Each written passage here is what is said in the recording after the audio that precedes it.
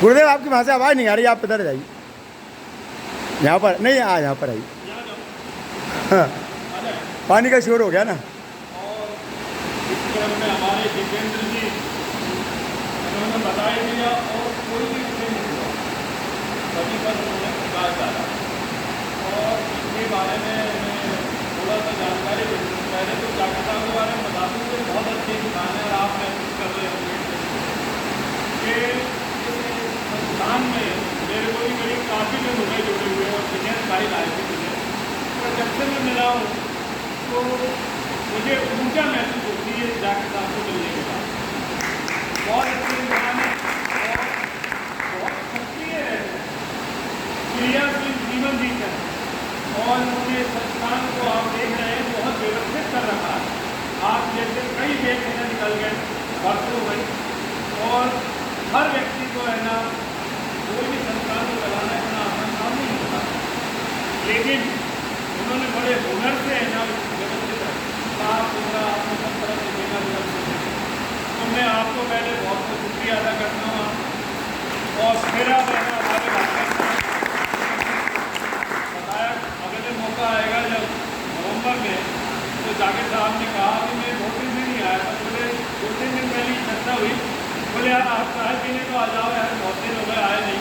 मैं चलो आता हूँ। आज जितेंद्र भाई के कल फोन प्रोग्राम है संस्कृति के बारे में, तो आप आ जाइए सुनने के बारे में। मुझे बहुत अच्छा लगता है युवाओं के बीच में आकर। आपको दिल की बात बता रहा हूँ कि मैं पहले टीचर रहा 77 से लेके 84 तक। 85 में मैं बैंक में आ गया और ब्रांच मैनेजर रहा। इसके बाद में पिछड़ा वर्ग में इंस्पेक्टर रहा कलेक्ट्रेट में ना 2.5 साल। और इस तरह में सन 22 में रिटायर्ड हो गया। मेरा 77 से लेकर या आज तक का पीरियड ये सर्विस का रहा 22 साल। और तमाम स्टूडेंट मैंने पढ़ाए और मुझे बहुत खुशी है। ये जितेंद्र जी के बारे में इतना ही कहूँगा, ये अनमेरिड है, उन्होंने शादी नहीं की है और केवल एक जुनून है देश हित के काम करने। और ऐसे व्यक्ति है ना अद्भुत है, आज के समय में कहाँ मिलेंगे। सब उन्होंने कहा ना, सब अपने अपने स्वार्थ में लगे हैं, सब अपने नोट कमाने में लगे हैं, सब अपने अपने चापलूसी में लगे हैं, सब अपने अपने दाव पेच में लगे हैं। किसी को किसी से कोई मतलब नहीं है, केवल पैसा आता रहे और वो अपना घर करते हैं। देश के बारे में सोचना तो बहुत दूर की बात। तो ऐसे व्यक्ति ने जिसने सारा जीवन अपना है ना देश के लिए समर्पित कर रखा हो, समाज के लिए कर रखा हो, नेक काम के लिए कर रखा हो। आप राय के बारे में एक बहुत बड़ी मिशन चला रखी इन्होंने, लंबे समय से सिखाई, उसमें लगे हैं। तो ऐसे लोग को अद्भुत देता। मैं इनका गुरु हूँ, लेकिन मैं इनको नमस्कार करता हूँ। अरे क्योंकि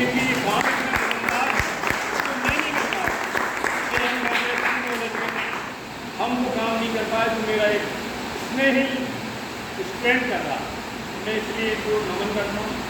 और आदरणीय तिवारी जी बैठे हुए सतीश जी बैठे हैं और ये भी एक अलग है ना अद्भुत व्यक्ति हैं। अभी इनसे भी आप जब 2-4 होंगे तो इनके जब गुणाभाग आप सुनेंगे और ये आपके जब गले उतार देंगे अपनी बात, तब आपको एहसास होगा कि ये कितने ज़बरदस्त व्यक्ति हैं, ये अपनी बात को आप तक पहुंचाने में कितने सक्षम हैं।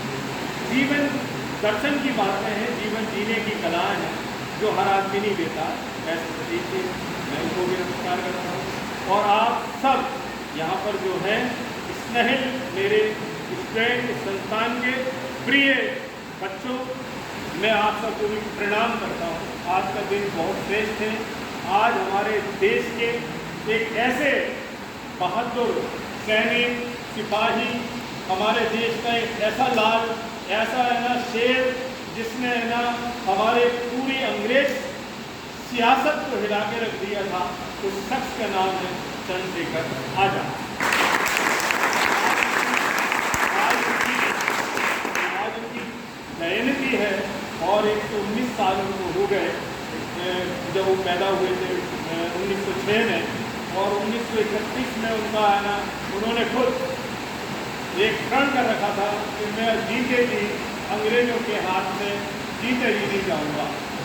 और इस वजह से उन्होंने एक मौका ऐसा आया जब उनके ही साथी ने बताया, उन्होंने जितेंद्र जी ने, कि वो खुद उनके घिर गए जब चारों तरफ से अल्फ्रेड प्रयागराज में अल्फ्रेड बाग में, तो उन्होंने सोचा यार कि अब उनका पिस्टल में जितनी गोली थी जब चला दी एक बची, उन्होंने यार इससे बेहतर है कि मैं इनके पास जीते जी मुझे अरेस्ट कर लें, ऐसा संभव नहीं है। तो उन्होंने अपने ही कंपट्टी में पिस्टल रख के गोली मारी, और इसके बाद भी देखिए मर गए वो डॉक्टर साहब, पेड़ से सटे हैं, लेकिन हिम्मत नहीं हो रही है किसी अंग्रेज की जाने की जो उनके पास चला जाए। ये तो इतना ट्रेलर होना, इतना रोल होना, इतना जज्बा होना, इतना वजन होना, अरे क्या कहना, हम इनको जितनी सलाम करें उतनी कम। ये हमारे जाकिर साहब ने सारी बात कह दी, जितेंद्र भाई ने बाकी रही बातें कह दी। अब मैं 2-4 बातें इसलिए कर रहा हूँ कि मेरा मन भी है ना उनके प्रति श्रद्धा से भरा हुआ। नहीं मैं भी कह देता हूँ ये सब बात हो गई है, कोई बात नहीं, लेकिन ऐसे व्यक्ति, और उन्होंने बात दे दी हमें आज़ादी बिना खड़क बिना ढाल, और साबरमती के संत तुमने कर दिया कमाल। कमाल साबरमती के संत के काका जी ने नहीं किया, ये सारा कमाल किया तो इन लोगों ने।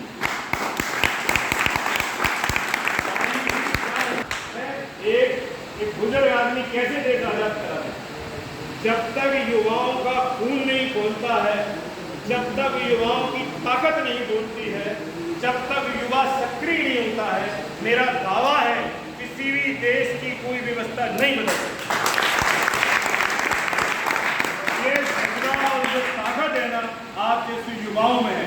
आज आपने कहा अग्निवीर जो भर्ती हो रहे हैं, कितनी सी उम्र के लड़के हैं और देश की सेवा में जा रहे हैं, और बाकायदा अभी ये थोड़ी सी रुके जा रहे हैं कि हम साहब अपना केवल अपना दाना पानी के चक्कर में जा रहे हैं, ये देश के प्रति भाव है इसलिए जा रहे हैं।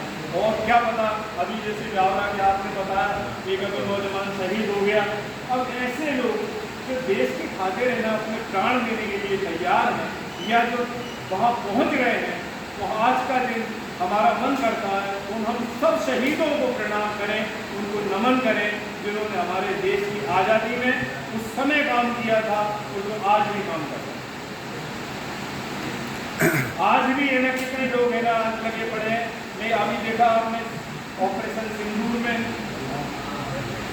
पहलगांव कांड देखा आपने, ऑपरेशन सिंदूर का जज्बा देखा आपने। मुश्किल से 26 मिनट के अंदर है ना उन्होंने सारी व्यवस्था ये ना छिंदबंद करके फेंकी। ये हमारे देश की ताकत है, और ये ताकत किसकी है? ये उन युवाओं की ताकत है जो हमारे देश के लिए बाकायदा सक्रिय है।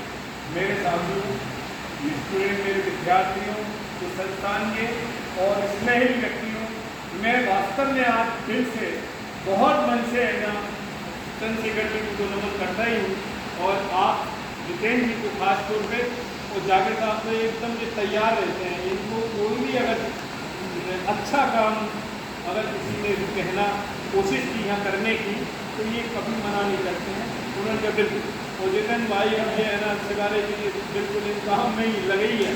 तो मैं ज़्यादा समय नहीं लूँगा, बहुत समय हो गया, और मैं इतनी बात करूँगा कि हम सब ऐसे देशभक्तों को, ऐसे ना शहीदों को हमें कभी भूलना नहीं है, ना आज भूलना है, ना कल भूलना है, ना आने वाले समय में भूलना है। ये हमारे देश की धरोहर है, संपत्ति है।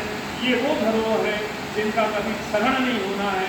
इनको जिंदा रखने के लिए जितेंद्र जैसे लोग हमेशा पैदा होते रहेंगे, और हम इनकी स्तुति है ना गाते रहेंगे, क्योंकि आज जो हम खुलकर हवा ले पा रहे हैं, हम जो खुलकर जी पा रहे हैं, हम जो खुलकर बातें कर पा रहे हैं, जो हम बहुत सारे है ना नेता नहीं कर पा रहे हैं, जो हम बहुत सारा फालतू के काम कर पा रहे हैं, ये सब है ना अगर ये नहीं होते तो हम कुछ नहीं कर पाते। ये जो रील मिल चल रही है ना, इन्होंने बताया ये सब रील मिल के पता ही नहीं लगते कहाँ।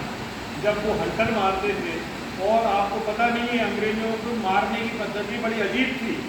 वो हमारे भारतीयों को उनके पैर ज़्यादा चलते थे।